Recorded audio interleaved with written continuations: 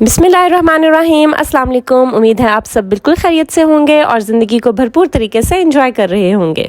जी, आज के व्लॉग में मैं आपसे शेयर करूंगी कि यूजुअली हर वीक के एंड में मेरी क्या एक्टिविटीज़ होती हैं और मैं ख़ुद को और अपने घर को नेक्स्ट वीक के लिए कैसे रेडी करती हूँ। सबसे पहले तो जी सुबह का आगाज़ हो चुका है, मेरे घर में सफाई हो रही है और जी साथ साथ मैंने वॉशिंग भी करवा ली है। वीक में एक दिन मैं रखती हूँ जिसमें मैं जो पूरे वीक की लॉन्ड्री है उसको वॉश करवा लेती हूँ और मेरी कोशिश होती है कि ये दिन वीकेंड पे हरगिज़ ना हो। लॉन्ड्री का दिन मैं किसी वीकडे में करवाऊँ ताकि जो वीकेंड है वो डिस्टर्ब ना हो, क्योंकि वीकेंड पे सब घर में होते हैं तो अच्छा नहीं लगता कि उस दिन लॉन्ड्री वॉश हो रही है। साथ साथ जी मेरे घर में जितने भी मिरर्स हैं उनको मैंने अच्छे से क्लीन कर लिया है अखबार से। ये भी हर वीक में वंस इन अ वीक मैं कर लेती हूँ, क्योंकि मेरे घर में मिरर्स इतने गंदे नहीं होते, तो once in a week is enough.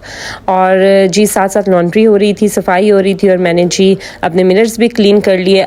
अब बारी है जी अपने बेड स्प्रेड को चेंज करने का। मैं वंस इन अ वीक अपना बेड स्प्रेड चेंज कर लेती हूँ और करना भी चाहिए। हर वीक अपने बेडशीट को आप चेंज किया करें। और यूजुअली मैं जो बेड स्प्रेड है मैं फ्राइडे के दिन चेंज करती हूँ, क्योंकि फ्राइडे मुझे लगता है कि एक फेस्टिविटी का दिन होता है, तो उस दिन मुझे हर चीज़ साफ़ और न्यू लुक के साथ अच्छी लगती है। और ये सब एक्टिविटीज़ मैं यूजुअली जुमा प्रेयर से पहले कर लेती हूँ। लॉन्ड्री मैं फ्राइडे को वॉश नहीं करवाती, वो मैं थर्सडे को वॉश करवा लेती हूँ। आज जो थी वो कल मेरी जो हेल्पर थी वो किसी वजह से वॉश नहीं कर सकी, तो उन्होंने आज करने शुरू कर दिए हैं वॉश। अदरवाइज़ मेरी कोशिश होती है कि मैं फ्राइडे को बिल्कुल भी लॉन्ड्री वॉश ना करवाऊँ। मुझे पसंद नहीं है फ्राइडे को कि हमारे घर में लॉन्ड्री वॉश हो रही हो। अच्छा, आप ये फैब्रिक रिफ्रेशर ज़रूर लिया करें और इसको अपने बेड स्प्रेड में, कर्टन्स पे, सोफ़ों के ऊपर आप इसको ज़रूर स्प्रे किया करें। और ये मैं ज़रूर करती हूँ क्योंकि इससे एक तो बहुत प्यारी फ्रेगरेंस आती है और इसके साथ साथ आपका फैब्रिक भी एकदम से फ्रेश वाकई में रिफ़्रेश हो जाता है और एक वाइब्रेंट कलर उसमें निकल के आते हैं। अच्छा जी, इसके अलावा नेक्स्ट एक्टिविटी जो मैं ज़रूर करती हूँ before the new week start, वो है जी अपनी वार्डरोब जितनी भी है वो प्रेस करके रख लेती हूँ अपने हस्बैंड की ख़ास तौर पर, क्योंकि उन्होंने ऑफिस जाना होता है। तो मेरी कोशिश होती है कि before the next week start उनकी जितनी भी वार्डरोब है वो रेडी हो फॉर द नेक्स्ट वीक। तो मैं जितने भी उनके कपड़े हैं ऑफिस के, घर के, वो मैं प्रेस करके हैंग करती हूँ और ये टेंशन ख़त्म हो जाती है। और वीकेंड में मतलब आप वीकेंड में टेंशन फ्री होकर आप अपना वीकेंड स्पेंड करते हैं। और अगर कहीं आना जाना भी हो वीकेंड में तो आपकी जितनी भी एक्टिविटीज़ हैं वो इससे अफेक्ट नहीं होती।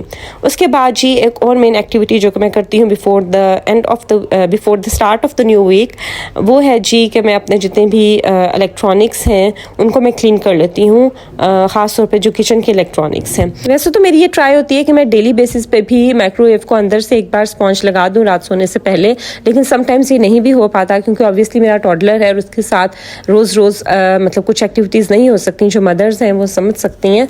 तो लेकिन मैंने ये मस्ट रखा हुआ है कि at the end of the week मैंने अपने माइक्रोवेव को डिटेल से ज़रूर साफ़ करना है कि वीक में अगर किसी दिन इग्नोर भी हो जाए तो उससे मतलब इतना कोई ख़ास फ़र्क ना पड़े। ठीक है। अच्छा, मेरा मेटल का है माइक्रोवेव, इसको मैं वंस इन अ मंथ अंदर से स्प्रे कर देती हूँ। तो अब ये अंदर से फिर इसके जंग लग रहा है और ये स्प्रे करने वाला हुआ है, तो फिर मैं इसको वीकेंड पे अपने हस्बैंड से स्प्रे करवा लूँगी।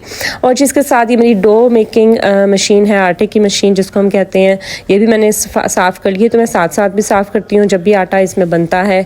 और इसको भी मैंने रेडी कर दिया है फॉर द नेक्स्ट वीक। साथ चीज़ के मैंने अपने आटे की जो बकेट है वो भी रख दी है और जितनी भी ये शीट वगैरह है इनको भी मैंने अच्छे से झाड़ के और इसको क्लीन करके मैंने दोबारा से स्प्रेड कर दिया है। ठीक है। ये मेरी इलेक्ट्रॉनिक्स जितनी भी थी इनको मैंने साफ़ कर लिया, ग्राइंडर्स वगैरह मेरे ऑलरेडी साफ़ हैं।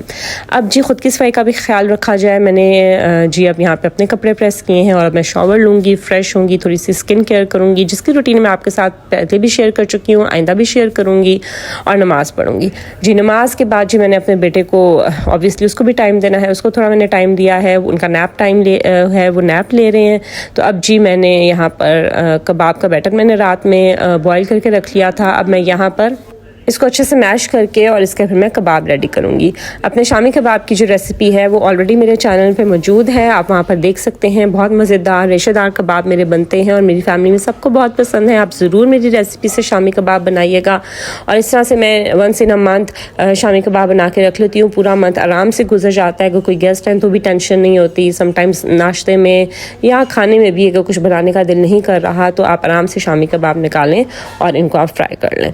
तो ये नाश्ते में, खाने में, रात के खाने में, जिस भी टाइम मतलब हर टाइम जो शामी कबाब हैं ये सूट करते हैं, इवन चाय के टाइम भी। तो ये मैं ज़रूर बना के रखती हूँ और जब ये ख़त्म हो जाते हैं तो मैं दोबारा से बना लेती हूँ। तो आज मैंने सोचा कि क्यों ना जी शामी कबाब भी रेडी कर लिया जाए, क्योंकि आज मुझे खाना नहीं बनाना था, हमने बाहर जाना था। तो मैंने सोचा कि इस टाइम को यूटिलाइज़ करते हैं और मैं शामी कबाब बना के तो रख लेती हूँ।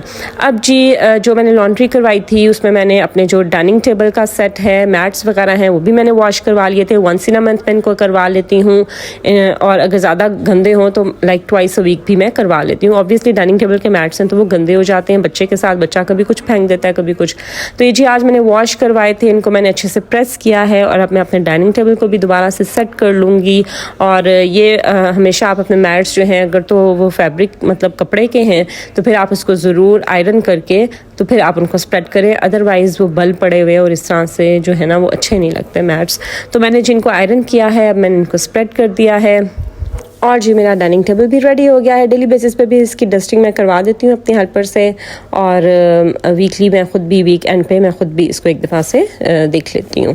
तो जी ये मेरा डाइनिंग टेबल भी रेडी हो गया। फिर जी मेरे हस्बैंड आ गए थे, हमारा प्लान था बाहर जाने का और शॉपिंग का।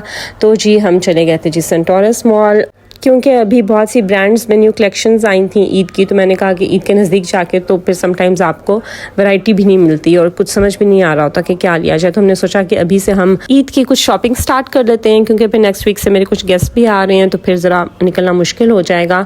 तो जी हम निकल पड़े थे शॉपिंग करने के लिए और काफ़ी अच्छी मुझे वैरायटी मिली। ये जी हम अलकरम स्टूडियो में थे और मेरे हस्बैंड को अनस्टिच बाय करना था, और अलकरम पे जेंट्स के अनस्टिच की बहुत अच्छी वैरायटी होती है, काफ़ी अच्छे कलर्स मिल जाते हैं। तो यहाँ से जी हमने उनके अनस्टिच बाय की और मैंने कुछ अपने ड्रेसेस भी देखे। इनके क्वाड सेट्स बहुत अच्छे इस बार आए हुए थे, मुझे बहुत अच्छे लगे, मैंने अपने लिए भी कुछ बाय किए। आपको भी अगर अच्छे क्वाड सेट्स चाहिए तो आप ज़रूर इनको विजिट करें। इसके अलावा सफ़ायर पे भी काफ़ी अच्छी वैरायटी आई हुई थी और मैंने अपना ईद का ड्रेस भी फाइनल कर लिया, जो कि मैं आपको नेक्स्ट किसी भी व्लॉग में दिखाऊंगी। इसके अलावा मैंने अपने बेटे जान की भी काफ़ी शॉपिंग की, वो भी मैं आपके साथ ज़रूर शेयर करूँगी। तो ये था जी मेरा आज का व्लॉग। उम्मीद है आपको अच्छा लगा होगा। अगर आपको मेरा आज का व्लॉग अच्छा लगा हो तो इसको ज़रूर लाइक करें, शेयर करें और मेरे चैनल को ज़रूर सब्सक्राइब करें। मुझे दीजिए इजाज़त। अल्लाह हाफिज़।